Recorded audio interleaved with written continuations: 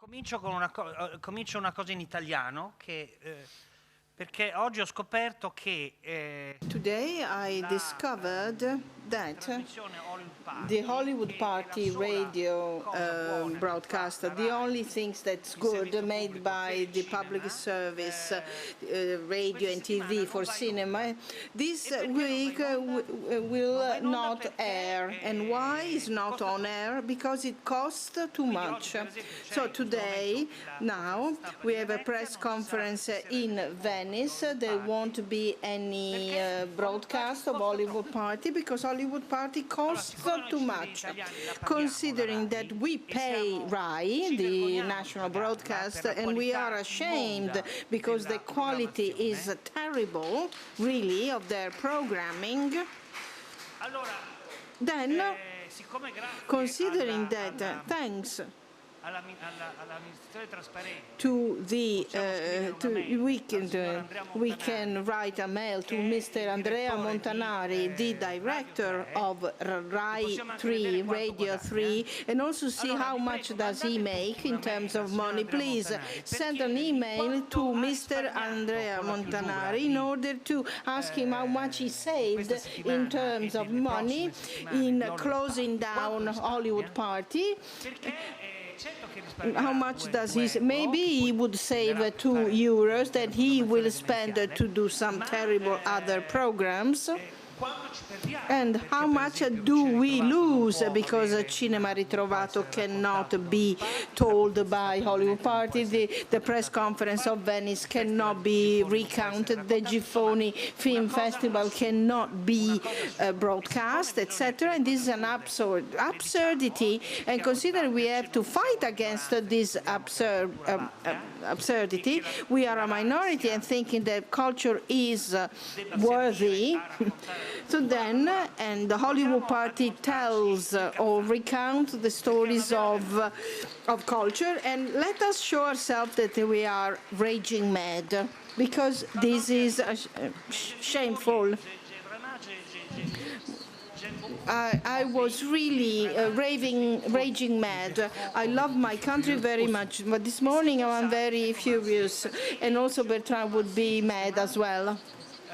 I started this way because I wanted to, the fact that Bertrand was shy, was a shy person, but instead we should say something else, that he was a real fighter, a fighter for culture and beauty, for values, and he was really a fighter for the right political movements, the sans-papiers, the immigrants in the 70s or in the 60s, the Liberation Front of Algeria, or in setting up the Lumiere Institute in Lyon. I remember he was here to introduce a movie, and there were people asking or fishing for autographs. And I remember him, he was very patient, and he signed all these autographs, many posters, many billboards, and also these autograph hunters wanted to leave. And you say, why aren't you stay to watch the movie? And they said, no, we don't come here to watch movies, we get autographs. Well, give me back everything that I signed, and I will give it to the people that I'll meet at the end of the screening. And that's what he did. And that was the first time the autograph hunters saw the movie. Yes, he was really full of delicate rage with audiences at times, people that talked about movies without having seen them. He could not stand that. And when we talk together, I could not talk about a movie if I did not see it, because he would have discovered right away. And so that's what he thought. Also, that's what he taught me. In order to talk about cinema, you have to have seen movies, and the movies. in Lyon, it was already like that. To talk about an author and a filmmaker, you had to see it. He could not stand, for example, that well, he preferred, if he had to choose dinner or cinema, he used to go to see a movie.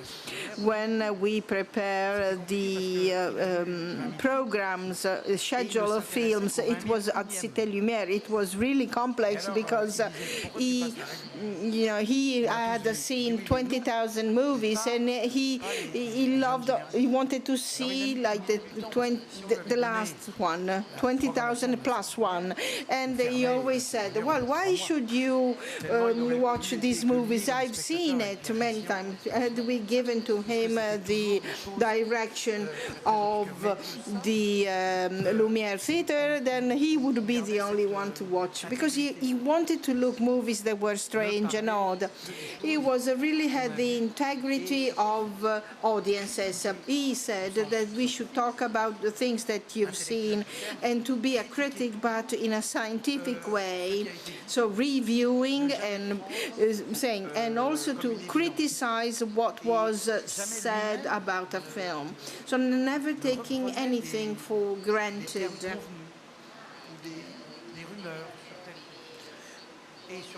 He never rehashed, so he always was, find new development, new words. So often he said, about what he wrote as a critic on American movies, he said, well, I used to write that, but now I've made a mistake, because you're not the same viewer when you're 20, you're 30, 50, or 80s. So did 100 years of American cinema. You have authors or filmmakers that he did not love, and then he reviewed in his judgment, his opinion. He said he made a mistake on some film by De Palma or Peckinpah, because at times he overreacted to a given cult around certain filmmakers. He was averse not to movies, but maybe to the cult that some filmmakers had, as Marco Tullio sitting before us. Nobody wakes up in the morning and says, well, today I will do a terrible movie. You want to improve all the time. And sometimes in a career there are ups and downs. And he had this integrity of speaking about movies he had seen, and also films that he had seen several times. And considering that he was doing a stationary bike, so when he was pedaling on the bike, stationary bike, he would watching films, and he called and said, oh, I'm reviewing, I'm watching again a movie, then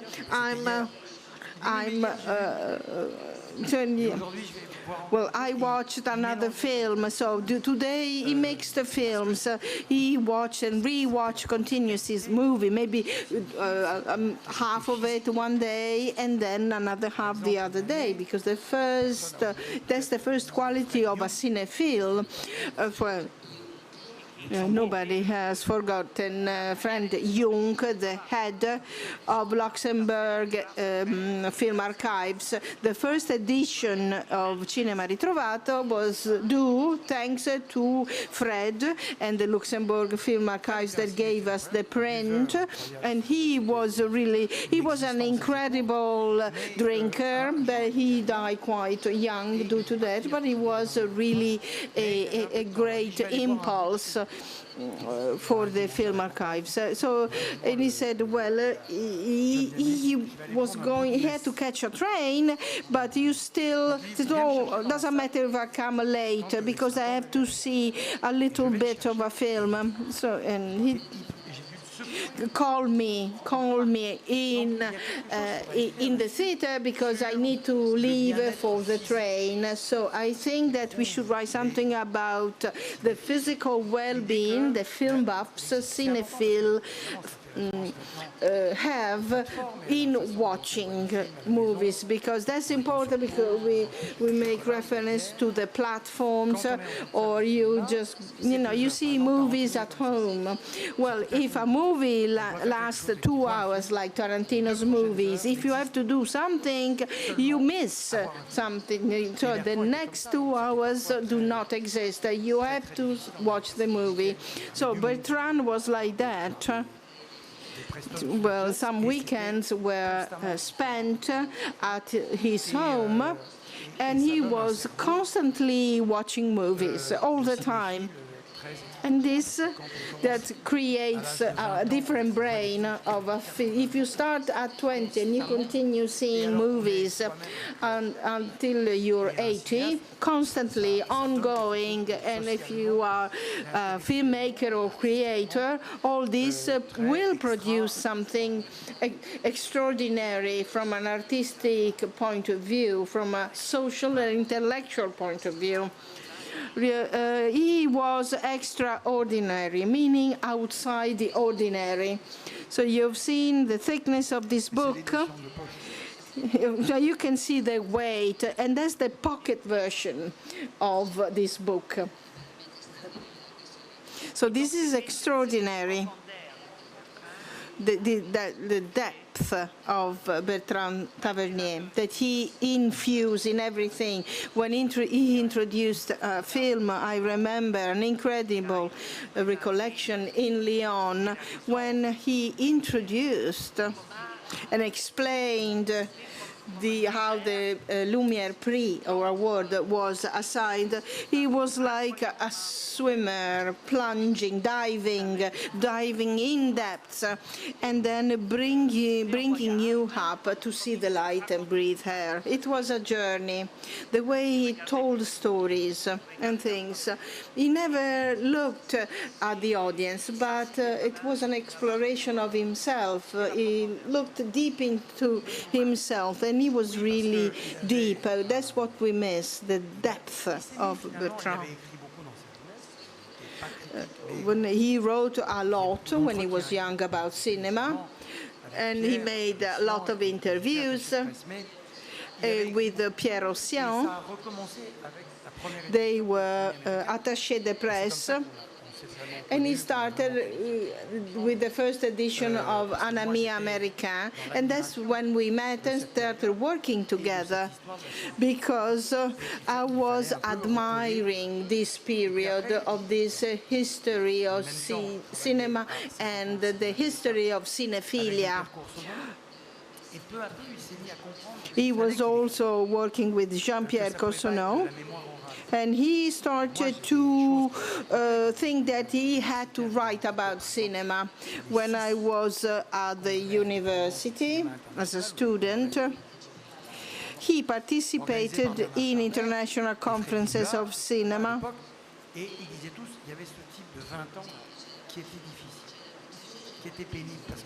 And he said, well, they said, oh, this guy is only 20 years old and he's complaining about the things that were not yet screened. He has screened everything, but then he wanted to see. He needed to write. He had an extraordinary way of writing, because he moved his hands while writing in a very gentle way. He was an erudite. He didn't like theory and rules, because rules are changing constantly. He wanted to know the motivations. Nothing can replace the gaze on cinema that is provided by the filmmaker, because the filmmaker will always know from a technical point of view, in terms of approach, and will be able to understand what is missing in a scene and what not. There is a missing scene in this film. That's what he said. So he got informed. Yesterday I read about the Bas Fond, the new restored print, And there was this co-writer, Gian, if I'm not mistaken, that's his name. And I watched this movie and I thought about Bertrand Tavernier.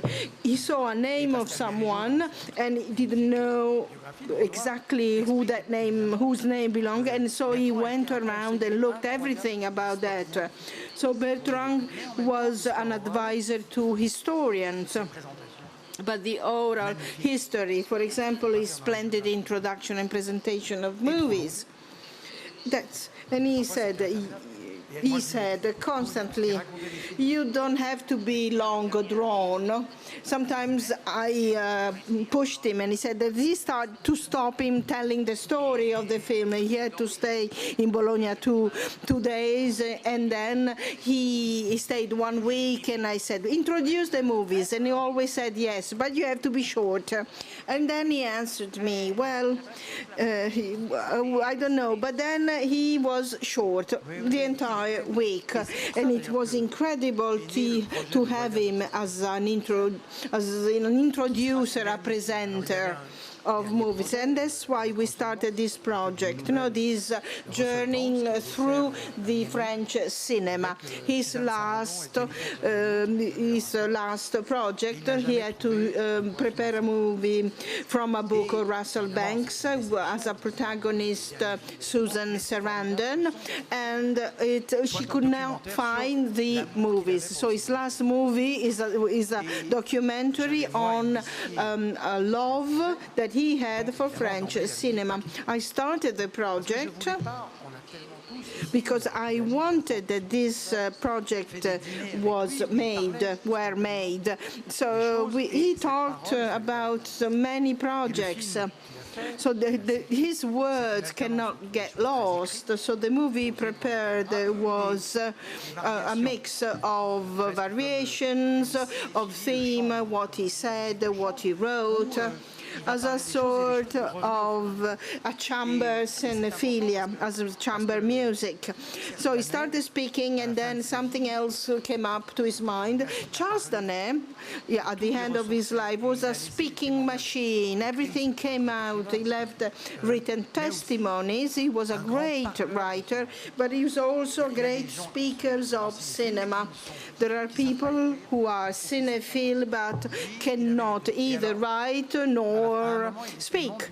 He had both qualities. He was a member of the board of directors of the Cannes Festival for some years because he represented the SASD. He really fought for authors. He defended Turner to defend the Houston family. He fought politically as well. He found that the right that was blamed of not caring about culture, but instead in France it seems that the right was supporting cinema better.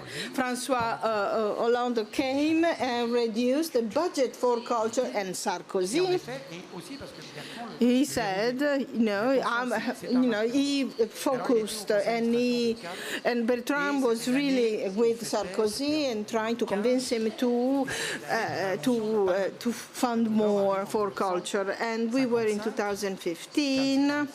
We were celebrating the invention of the gold palm, and we were celebrating that. Marty de Delberman et moi très fier d'avoir Elberman. I was very proud that Bertrand would be there in the board of directors, which is something that was very official. And I said, well, we will make a small appointment in Lyon. Marcy, first Golden Palm, and Bertrand.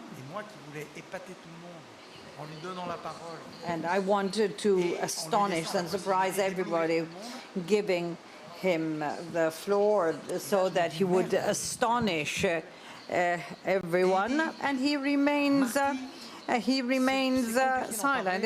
Well, they said it's a flop, complete flop, and he said it's complex to talk about it. Let's start from the very beginning. Bertrand had paid too many taxes, and he had to lose some money to pay less taxes. And then he finds that the story of a worker and a woman at the beginning was fine, but and then he tells us the story of the film, and everybody clapped their hands. Il n'avait pas préparé, il n'avait pas révisé, il n'avait pas.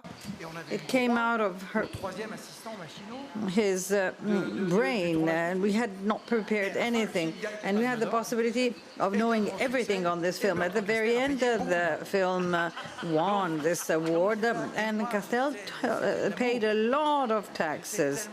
And I felt love. I was so happy to do so, that a board of directors as official as that could have this occasion and enjoy what we were living together every day, the happiness of being in his company.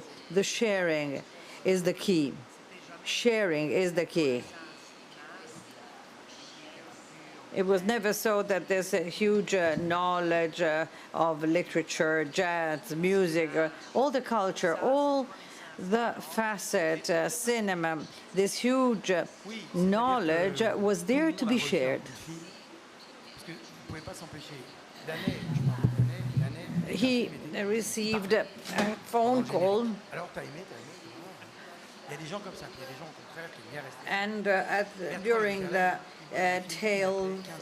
titles, everybody started talking, chit-chatting, wherever talked about this, and he would share, because it was a way, it was his way, it was his cinephile, like a machine, intellectual one, so that he could ask opinions of that one and the other one.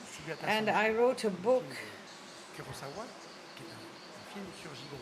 a film by Kurosawa on judo, and it was talking of the invention of judo. And when I was a young cinephilic, I was teaching judo. I wanted to see that film. And when I met Bresson, well, he did not know that film. He hadn't seen it. And so I had that moment of glory. And he wanted to know everything of that film he had not seen. It was incredible to see a film that he had not seen. It was fantastic also to pull his leg a bit in public. Some time ago, there was a film he hadn't seen, and I said, this is a film that Bertrand has never seen, so he will see it for the first time with you. I'm talking about the cinephilia. And at the same time, ils ont co-inventé quasiment cette collection extraordinaire dont Bertrand parlait. Alors parfois c'était des promenades, c'est-à-dire que là aussi. And this collection of Western, Bertrand would talk about it. And we have to put all things together to understand the consistency of his journey. It was a journey of his youth, when he would go and see the small films, and then the travel or voyage or journey of his older age. He would revise things, and he could revise.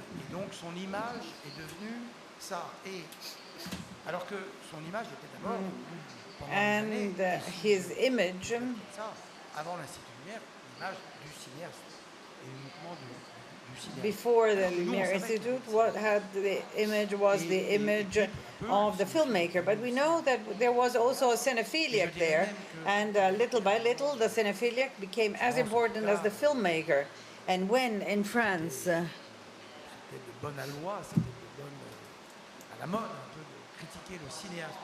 was fashionable to criticize the filmmaker, Tavernier, but not the cinephiliac Tavernier. Then there was some people who would feel guilty and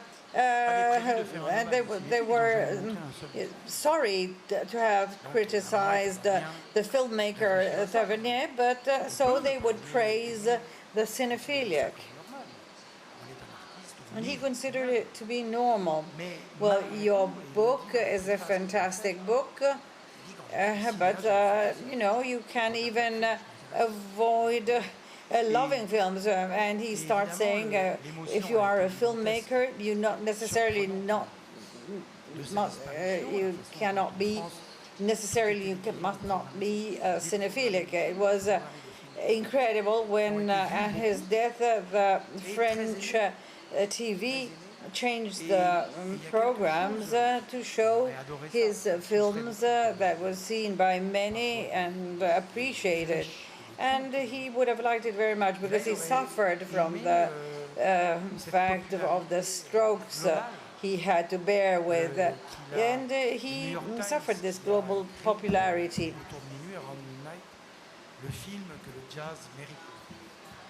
And it was around midnight. This was a film that jazz deserved. Often, when you're no longer present, you talk about this person. But there is something should be considered: the status of filmmaker, the status of cinephiliac. There are not so many Joe Dante or Martin Scorsese, but Joe Dante does not write, whereas he would have nice things to say. It's the encyclopedic character of these people. I witnessed some dinners with Tarantino, and he was always the strongest one. There was something. Martin Scorsese has a huge culture, American, English, Italian, and they had the same passion for the English film, and they both had it. While we know that in France there is not a good reputation for English films, and thanks or due to François Truffaut. And it's the truth. It's easy to say that we should revise all of this. But Truffaut and the Cahiers du Cinéma have not considered the English films.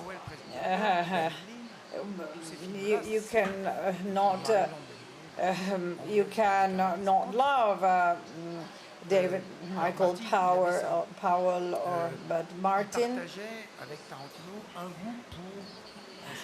shared with Tarantino a taste for B-series films.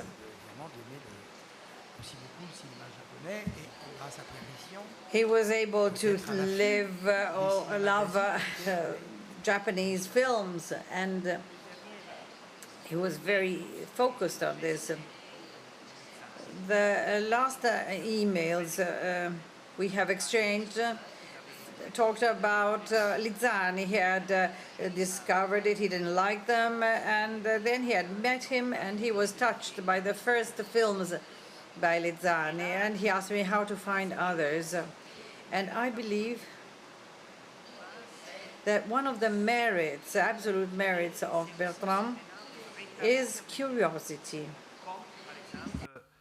Son premier film, l'horloger de Saint-Paul, qui est coécrit. Saint-Paul. Saint-Paul.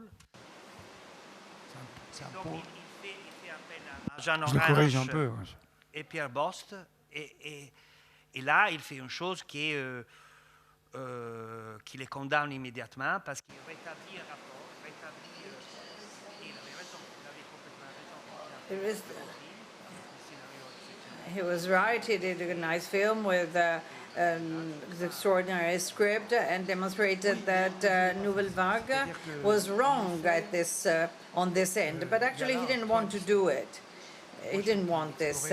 Here we have a very important point of the story that I'm exploring, because I have published a text on Bertrand, because we will homage him in Lyon. And Bertrand wanted to do cinema at the beginning of the 60s. Too early, at 25 years of age, in 1941.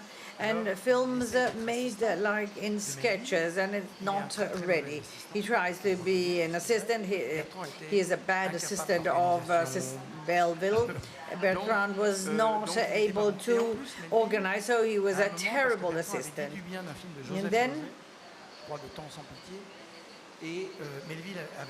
And then he said something nice about Joseph Losey, and Melville had forbidden the troupe to address him a word to him because of his bad taste.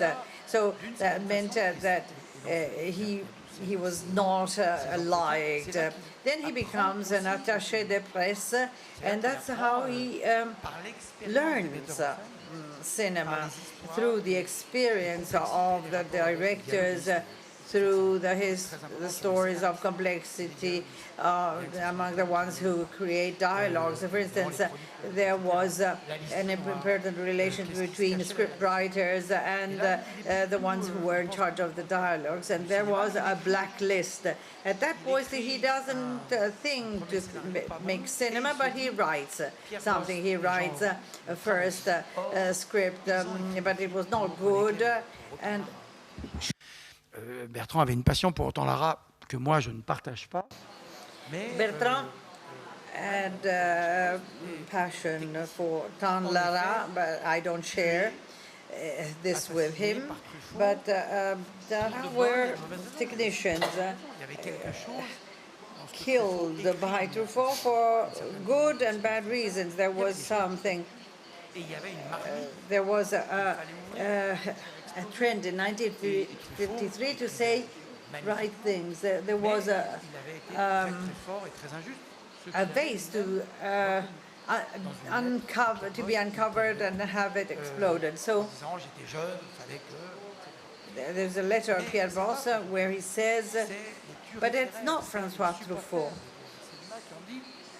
Ce jeune type tavernier va chercher Orange et Bost pour and the young tavernier looks for denial of these kinds. And Bertrand said, I was a young guy and I couldn't write up scripts, and I wanted them to help me out. When at 30 years of age he does the first film, I wouldn't make it to make a film to correct Truffaut that had written this film in 1953. Then there were two categories: the enemies of the Cahiers de Cinéma,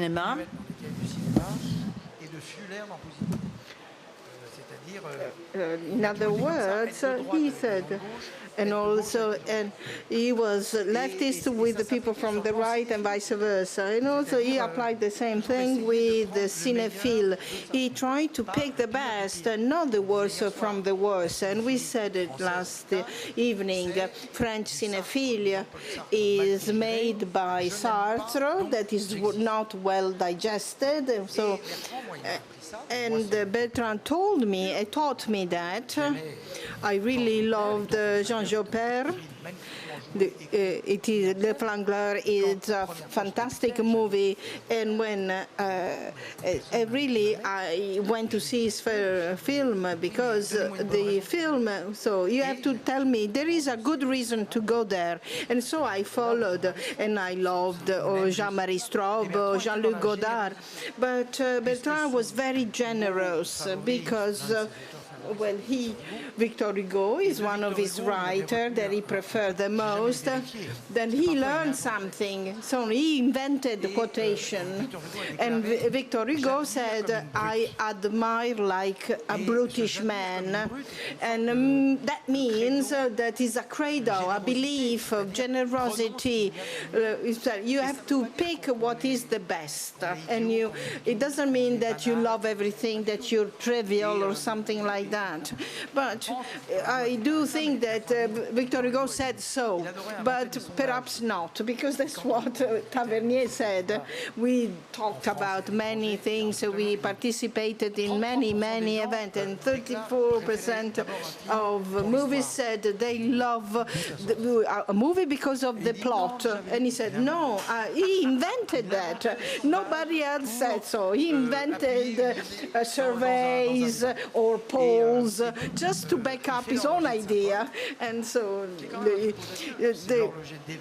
L'Horloge de Saint Paul, it's a movie, so that's in the U.S. and he went to Bosch to make everything. He put it.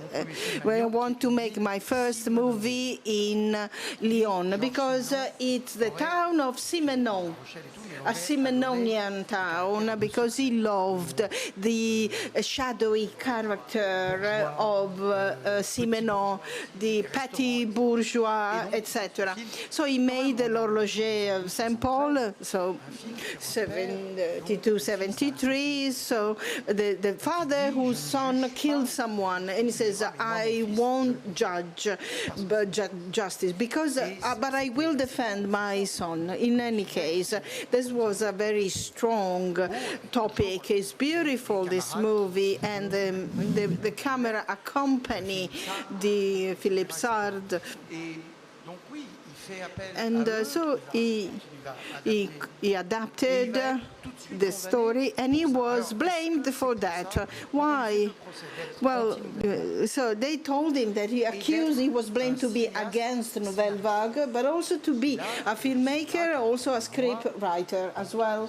So they prepared papers against him, and so they say he's a craftsman, he's a script writer, filmmaker, he doesn't believe in his characters, and then he is a good documentarist. Well, as an homme that loved to make documentaries and also had made a change in law, but because in this history of there are people that are non-French citizens that were convicted for certain crimes, and then when they were released, they were kicked out of France. And there was this case, this person that worked with us because he went 3 months in prison for peddling drugs. He was kicked out from France, but he was French. So it is Sarkozy who changed the law, but that's because Tavernier really pushed him to do so and really fought for that. Jean Danet said one day, because so he made La Guerre sans Nom, the war of Algeria. It says we forget the Algerian war was fought in winter, on the snow, on the mountains. And Daniel said this is an image for a film by a filmmaker. And at the time I was, I met him, and so there is a line. So the Tavernier cinema was not really on the focus of Tavernier, because he was very harsh as a critic on certain movies. And when you say that, well, the Cahiers said, well, he's not a great filmmaker, but he's a very good documentarist. But this is not. And I try to reconcile this point of view that are extreme. Then Danet died, and Simone Mizrahi. Also, the trio, Mizrahi and Danet and Tavernier, they were before they died, Tavernier went to see them at the hospital when they were attaché de presse. So we are a family of thinkers, of filmmakers and critics, but we don't speak. We are not on speaking terms. Rivet said that, I wanted to be friends with Tavernier, but we could not find the common ground. So, and Serge and Tavernier called him to thank him because of his kind words. At the time, Godard wrote on the cahier, about project ailleurs. And he was somewhat complaining that he could not write that, considering that I was writing on the history of cinephilia. So, and then he was a great admirer of Roger Tailleur, and so Godard himself said that Roger Tailleur could not write anymore on the cahier, and that was too bad for that. And also asked Godard about that. And it seems that, well, it's good to fight, to have different opinions, but it is also good to reconcile yourself. And it's also André Kirou, who was the enemy of Truffaut, because Kirou told that Langlois told Truffaut, "Be quiet," because you have to. And also these things about the the colonel government in Greece, etc. And he told them to, Langlois said, stop talking about that, otherwise people will be tortured. So then there are praises on the French cinema. I live, and Truffaut died too early, because then it would see how Bertrand, the old Truffaut, could go back. Godard once told me, I see the things, you talk bad about something because you don't see what they do. And it would have been nice to see the new relationship of Truffaut and also Jean Douchet, like Truffaut saw the films in the 40s, etc., and then in the post-war period of the French cinema. And they would reject those movies to hail Nouvelle Vague, but Truffaut was not a Nouvelle Vague, but because he was also the attaché de presse. He worked with Rivette, Jean-Luc Godard, etc. He worked with Rivette in the Cahiers du Cinéma. So there was a way of reconciling. When he died, Libération, the newspaper, made a very negative article about that, and then you can say, the guy is dead, and then you should praise him. Is not, and then also we think about Libération could say, now Tavernier is on Netflix, now we are on the 21st century, and let us look all the film whether we made mistakes. No, so we did not like Tavernier movie, even watching it on Netflix. So the next day after he died, just putting one piece of news, well, it's not that bad. For me, it's no problem. Some people were really scandalized, but for me, it was because there was this war, this vendetta. So you don't know, the principle of vendetta is know that it never end. You Italians know what vengeance and vendetta is. But Bertrand, we don't know whether he arranged, he made peace with both, or if he changed his approach. But in the 60s, 70s, when I met him, he was quite harsh to deal with, because he could be very rage. And it was, well, he also was too ironic, sometimes. He was spiny, in a sense. He took the journalist, and the journalist really, he could not agree with them. He had a temperament that did not belong to the family of the Cahiers du Cinéma, an extraordinary team and family, a dominating family of French cinephilia. And also, there were a lot of misunderstandings about the films and on his film, and maybe, of course, and I'm very interested in that. I'm not the director of the Festival of Cannes. I'm the young university student. I started to study the history of cinephilia, which is part of the intelligentsia, the history of intelligentsia of France. Okay. But nobody got interested in that. This is a long... Cette génération différente, en partie née à Lyon. So the cinephilia, there was a team: Raymond Bor, Charver, Duage, Lyon, Ledoux.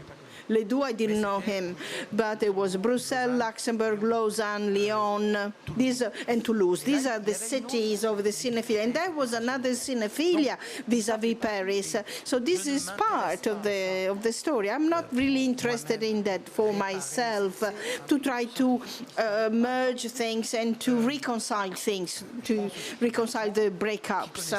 Bertrand knew everybody, the international press. So he won prizes, etc. So he sold many movies abroad, and there are many things many films that got into the international market, many movies, and perhaps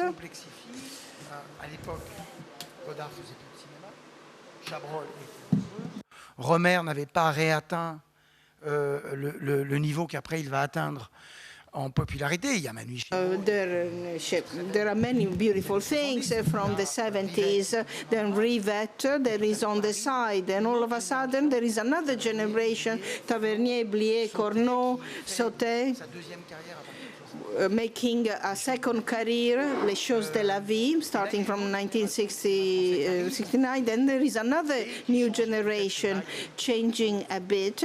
Perhaps there are some mishaps, but Le Monde, the day after the death of Bertrand Tavernier, but he put it on the main, the death of a craftsman. And that is negative. We know that artisan is the opposite of artist. And so in the history of French cinema, the craftsman, the artisan of cinema, and they're starting with that, with the title The Day After His Death, is negative. And because the cinéphilique, comme c'est des gens bien, il n'allait pas dire des choses désagréables. He didn't want to say some terrible things on people that just died, but wanted to say pleasant things. Et il y a ça toujours. Et c'est une vraie histoire. Alors, comme being contradiction. So, since cinema is not interesting for anything exception made for us, but Fré, who is another intellectual, he criticizes all the time the Cannes Festival because he believes because from Pichapong or authors' films are presented too many. And he found the film on Kilimanjaro. He said this is the film that we would like to see in Cannes, but actually this was presented in Cannes. They're a little crazy, and and I wouldn't say. I wouldn't want to be blamed as a cinephiliac, but because I read the Cahiers and Proust once is enough. So there is always this side to be taken into consideration. And from an intellectual viewpoint, it is interesting. For instance, in Noiret, you talked before about Lord Champol. Well, there we see that it's very interesting, but he is afraid. He is really afraid, because if we look at the references, he was afraid that Tavernier, the filmmaker, was the same as the cinephiliac Tavernier, and it's not true. Without Noiret, the film cannot be made, and Bertrand accompanies him. And in 22, the first parts of his memoir are published, and he tells, along with Charles Mérieux, industrialist of Lyon, who was a cinephiliac, so he had given some money to Bertrand for this purpose. And he would say, isn't this film too much on the left side? And Bertrand was this type. He had a deep fear, and Tavernier, the father, had founded a magazine in Lyon during the occupation time, and they would host personalities of all types, that the ones who would oppose the Vichy policy, Aragon and Elsa. And it's in their house that Aragon has written Il n'y a pas plus de poème d'amour. This means that Aragon had an ill feeling. This is his last film, 3 hours, and the film cinema. And Van Bovel starts, and it starts with a Rue de Première Film, to close. And so this is the itinerary of a filmmaker and a cinephiliac. I wanted to talk about another aspect of Bertrand, who was a little strange. He was amusing, and we talked a lot about this in our meetings, and he would laugh during meals. Well, now we have almost finished our time. But there was another thing that I wanted to say. What are the 3 films you prefer of Bertrand? But I also wanted to ask you, what are we going to do now? There was the pandemic, we had to abandon Tavernier.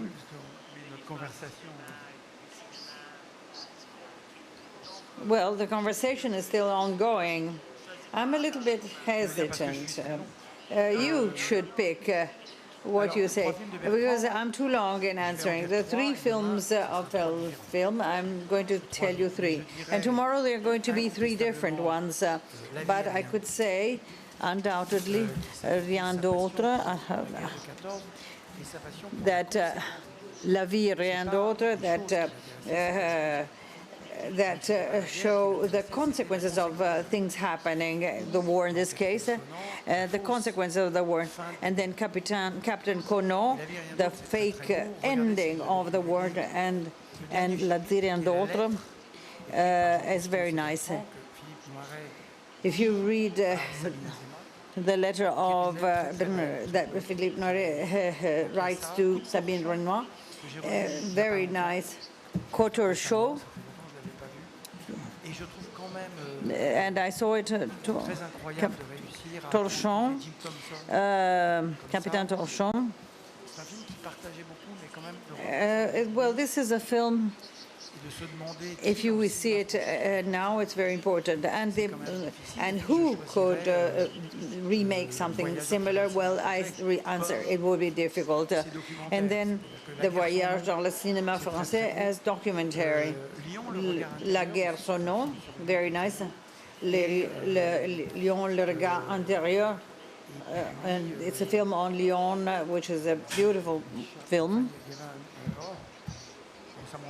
And then I can't remember the title, but it's a documentary work that is really beautiful. Drum d'Hérétique, that is underestimated, and he did it with fighting against many difficulties. Also, a nice film. Now, for the pandemic, and you referred to it before, well, we cannot talk a lot about it because otherwise we would take too much time.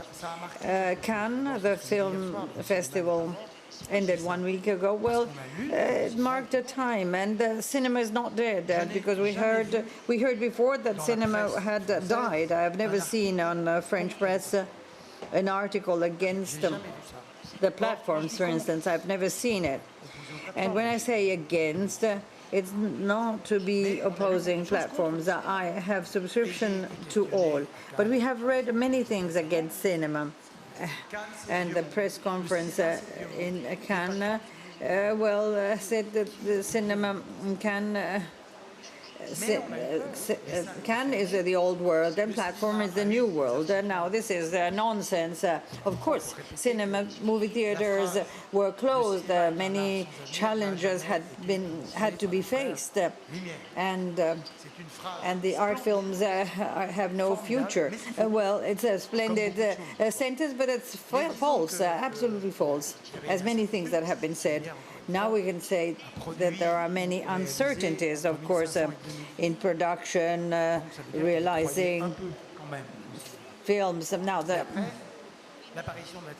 time has been a long one, and afterwards there was the onset of the films of the films in the 50s, then the videos, and now the platforms. Cinema had always to fight against the new enemies, but it managed to adjust.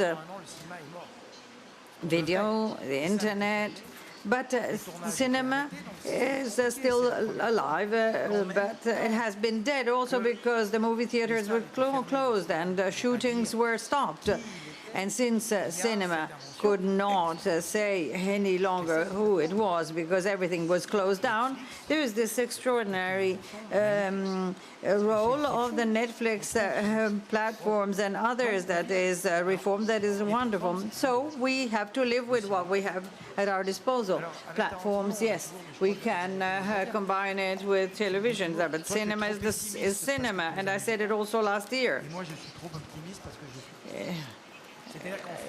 You can be too optimistic or pessimistic. And now in France, the situation is better than the United States because they are prisoners of their concepts. They made films for children and they had the adult audiences disappear, vanish. And of course, they have wonderful artists, but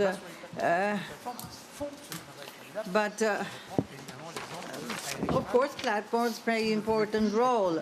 I'm thinking about Ericman that could be produced what Scorsese wanted to do for a long time. So I believe that what is really passion-raising now is the pandemic. At the beginning in France, there were two ridiculous tricks because we knew we couldn't proceed with and applauding some authors, but we have to applaud them, the ones who was feeling sick and the ones that could overcome it. And now and it has passion raising to talk about the world after pandemic, as we said on the phone. The Scarface is the world of the tattooed, and we cinephiliacs, we can say that the world of afterwards is our own world.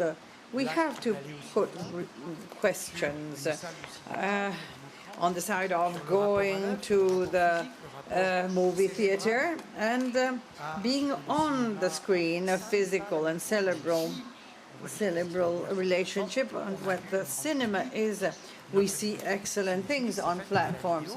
We have had a great part of our culture, cinephilic culture is due to video, but we see that the idea of cinema is like a press, and I don't want to generalize in this sense, but it's the press part of this.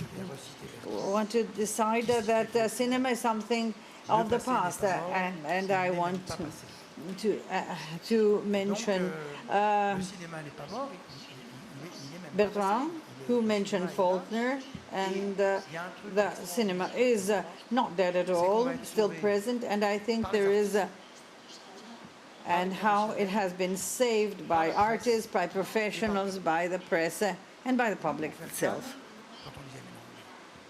And we, in order to do Cannes, and they told us, no, it's not possible. No, it's enough to have professionals and press present, and this is sufficient because nothing can replace an echo. Voices. We heard it, we saw it last night. Nothing can replace. A festival is alive, is a live event, and it must be live. It's a living self. And it's the cinephilics who have created the box office, the poster, the books. Well, Le Maçon is a print version. Et j'ai pris le chapitre. C'est à ça que ça sert les... Vous venez de publier le... The Buffon was very interesting, and the book of Peter Fodbach, or the one of Aldo Onfellini. And this is what festivals serve for, historians. Well, books are written about them. And now it's the first year, and already it's the third decade of this century. If we think of world wars last century, and after the pandemic, and after World War I, the years were crazy. And then the years of hope, Cannes, very linked to Italy in 1939. Well, there was something against it by Italy. And then in 1946, we have Rossellini and the hope. So what can we do? We are cinephiliacs. And we are also, and we know that we are all important people working in one own corner. They tell me, bravo, good to do Cannes. It's a privilege to make this job, make this festival. And we cinephilic know that after World War II, Rossellini and Truffaut, at that time, they thought that in the post-war period, we thought that we could go ahead and go through cinema.